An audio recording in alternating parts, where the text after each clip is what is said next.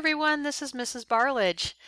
Welcome back. We're going to be getting started with our first meeting on Friday, April 24th from 11 a.m. until 11:45 a.m. We'll be using Google Meet to get together.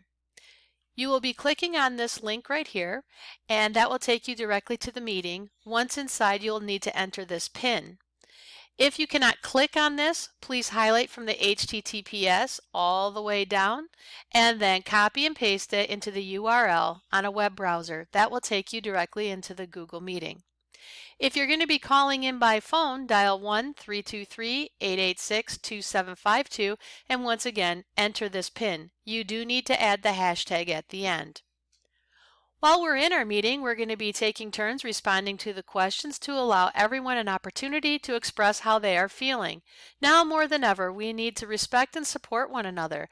I do want to say that it is normal to feel some anxiety at this time.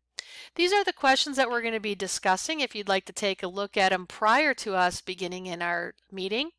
And then from 11:30 to 11:35, I'm going to be talking to you about my office hours and answering any questions or concerns that you may have.